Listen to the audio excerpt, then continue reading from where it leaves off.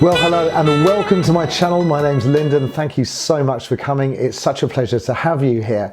And in this video, we're going to look at the fabulous jazz standard Blue Bossa. And we're going to look at a way of navigating through the entire solo or the entire chord chart. But instead of having a look at the individual chords and understanding what they're about, we're just going to use two scales to navigate our way through the whole thing and create a fabulous solo. Now, look, if you want to go through all of the chords of Blue Bossa, and I suggest that you do because it's fantastic for your learning and development, I've made a video, I'll put it in the link in the description below, explaining all of the chords in detail. But this is a slightly different approach. In this way, we can just use two scales to navigate our way through the whole thing. And one of those scales is a blue scale, yes, one of my favorites, and the other is a Dorian minor, and which is also quite straightforward if you're comfortable with your major scales.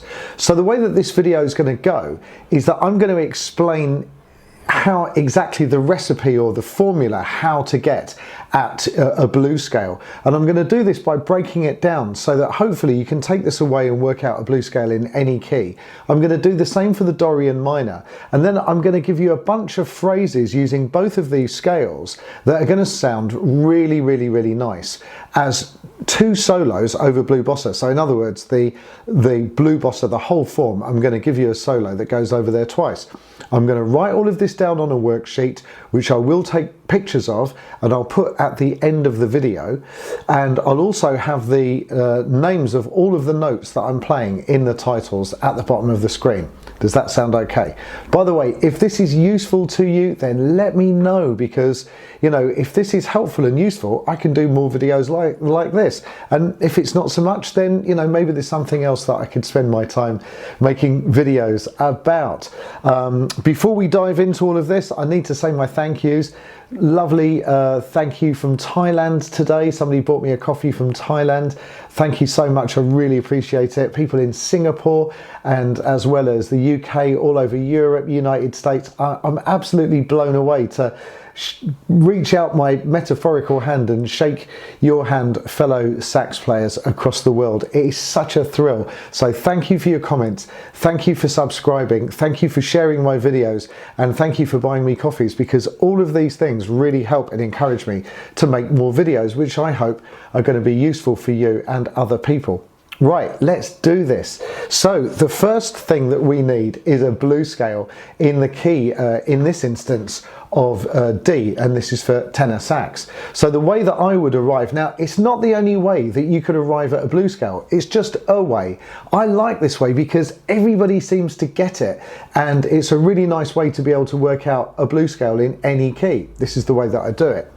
If I'm going to work out a D blue scale, that is a type of D minor, and D minor, in my mind, one way that you could think of it is the second mode of C major. So you get C, D, E, F, G, A, B, C, and this is C major 7. And D minor could be the second mode of this, D, E, F, G, A, B, C, D, and this is my D minor 7. We know that the root and the third and the fifth and the seventh is really significant. So this is the root and the third and the fifth and the seventh. And this is 1, 2, 3, 4, 5, 6, 7, 8. And this is the chord tones, which would still be regarded as D minor 7. If I add in the fourth note of the scale, add in fourth note to this, so I'm talking about this note here, this G, I get D, F, G, A, C, and D, and this is still D minor 7, and it's a minor pentatonic, and that's still D minor 7. And if I add in the flat 5, add in flat 5, which is the fifth note of the scale. Now it's A, the fifth note of the A, sorry, the fifth note of D minor is A. So I could either think of that as A flat or G sharp. I'm going to pick one, G sharp. There's no particular reason why I'm picking G sharp over A flat. I just for me, it rolls off the tongue better. So you get D, F, G, A, D, F, G, G sharp, A, C and D. And this, bam, bam, bam, is my blue scale. So let's just do the numbers. 1, 3, 4, 5. 1. What have I done there? Have I called that a 4? That's a 7. 1, 3, 5 and 7. And this is 5 and 7. 1, 3, 4, 5, 7. This is 1, 3, 4, flat 5, 5 and 7.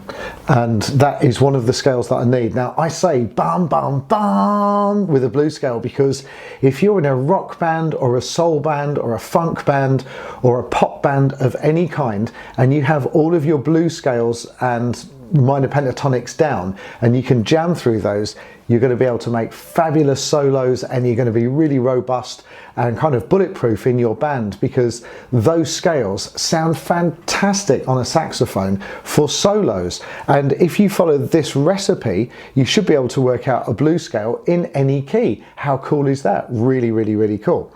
So that's the blue scale that I need. And then the other scale that I need for this is a Dorian minor in the key of F. So I'm going to think of F Dorian minor. Well, it is the second mode of E flat major. So if I think about E flat major, I have E flat, F, G, A flat, B flat, C, D and E flat. And this is E flat major. And if I take the second mode of that, so this is one scale that I need. And the other scale that I need is this one, F, G, A flat, B flat, C, D, E flat and F. And this is F minor 7. And this is the other scale that I need. So I've now found the two scales that I need for the tune. So what we're going to do is, but by the way, if any of this doesn't work for you, let me know. Let me know in the comments below and I'll help you understand it. But hopefully that should be reasonably straightforward. So rather than you watch me write out all of the notes that I'm for the phrases, to save a bit of time, I'm going to clear off my board. I'm going to take a picture of it first so you've got a copy of that. I'm going to clear this off and then I'm going to write all of my phrases down and then I'm going to play them for you over the backing track and it's going to sound marvelous. So I'm going to use editing to see you in a minute. Okay, and we're back. So I've cleaned off my sheet and I've wrote these, I hope, fabulous phrases. They do sound rather nice, down on my worksheet so that you can see exactly what I'm doing. Now, if we have a quick look at this, when you look at it like this, if you feel overwhelmed, I wouldn't blame you at all because it just looks like a long string of notes. And you think, how did you even arrive at that? How would you even, you just kind of switch off immediately. But wait, before you switch off, it's just the scale going up and down. All of these phrases are really, really, really straightforward. Let me show you what I mean. Right, so this is F minor 7, should have put that. So let's have a look at this first phrase. All of this is just the blue scale, A, C, C, A, D. Well, it's just, look, A, C, C, A, and then D. And then that repeats, A, C, A, G, A, C, A, G. So look at the next phrase, A, G sharp, G, F, D, C. So that's A, G sharp, G, F, D, and the note before that would be C. And so it goes on. Look, this is where the F minor 7 comes in, and I've made it deliberately straightforward. But even though it's straightforward, if you deliver it correctly, if you deliver the line correctly, it still sounds really, really, really nice. Have a look. F, G, A flat, B flat, C, D, E, F. Well, that's just the scale. F, G, A flat, B flat, C, D, E, F. D, B flat and G. So it's going D, B flat and G. It's just really, really, really straightforward. So none of these scales should be giving you any trouble. None of these phrases, rather, should be giving you any trouble at all if you think of them in terms of the scale. So let's have a look at the first chorus. And before we do that, let's have a look. Now, I'm using a backing track that's from a fabulous app called Quartet, which is available for iPads and iPhones only. As far as I know, they are making it for Android, but that's not quite ready yet, but it will be. But at the moment I've got this on my iPad, but you could use any backing track. You could also use iReal, that's really good, or any backing track. There's loads of backing tracks on YouTube that you could find to play along. I'm using this one because it sounds very classy, whoops, and I can also manipulate it. And if we just have a quick look at the chords, you don't really even need to understand them so much, but the D minor, well, that fits a blues scale, and the G minor has enough common notes in the D minor, in the blues scale, to fit over that as well. And here we've got a minor 2-5-1 in the key of D minor, so it's still the family of D minor. So there's so many things happening in the family of D minor that this just kind of works for that. Then where it won't work is over this structure here, because we're out of the D minor family now, and now we're in the E flat major family. This is a major 2-5-1 in E flat, and the blues scale won't fit quite as well through that. But what will work really well is F minor, and that's the scale that I'm playing here. And you could play F minor all over this section here, and it will work really well. Now clearly it's not the only thing that you can do. There's loads, and there's an endless, limitless, infinite possibilities what you could play over that. So this is just one way of navigating through it. Right, let's have a listen to some of these phrases then. So I'm going to play the first chorus. I'm going to give myself 4-bar intro, and you'll notice at the top here that I've written 1-2, and the reason for that is that I'm actually coming in just before the backing track actually starts. So it's like 1-2 ba-da-da-do-dum. So that D is on the first beat of the bar. You'll see what I mean in a moment. So I'm going to hopefully give myself a 4-bar intro, and I'm going to play this first chorus. Have a listen, see what you think.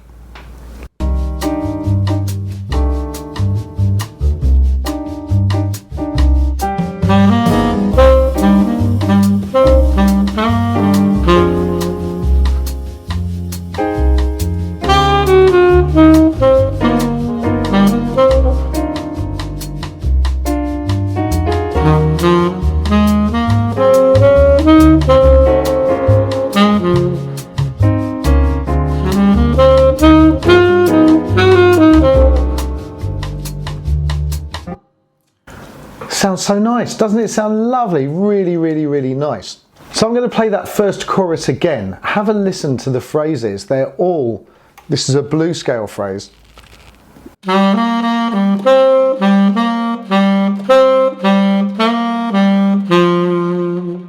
Second line, also a blues scale phrase.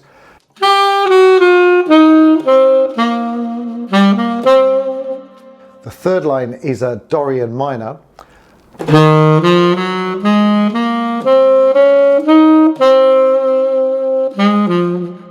And then we're back to our blues scale type phrase.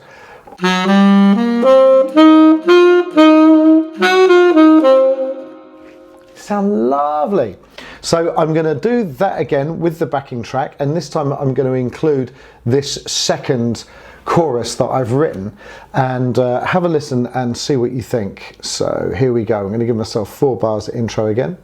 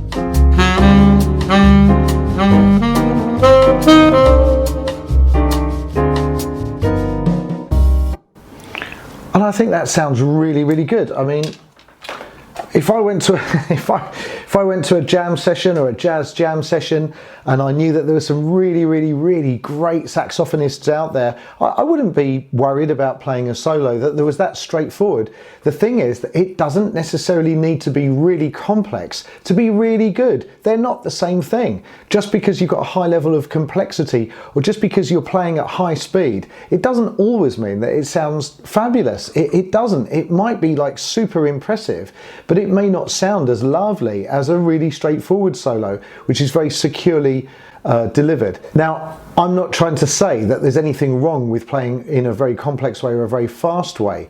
There isn't, and that can sound really fabulous as well. But playing in a very simple and accurate way is just an absolutely fantastic strategy, and I can't really see what the downside of that could possibly be. If you carry on practicing in this way, you can always build up your level of confidence and speed and complexity from there. Okay, is this useful for you guys? Please let me know if I'm on the right track, because if this is, like I said before, I can do some more videos looking at jazz standards and navigating a nice straightforward way of playing through those. And if not, if there's something else that you'd like to see, please let me know, so that I've got loads of ideas myself, but you know, if there are things that you'd like to see, let me know. Right, I'm starting to waffle. I've gone into waffle mode. Thank you so much for listening. I really do hope that this has been helpful for you. If you've got any questions, thoughts, suggestions, feedback, just let me know in the comments below, and I'll look forward to seeing you in the next video. Okay, take care. Thanks again. Bye.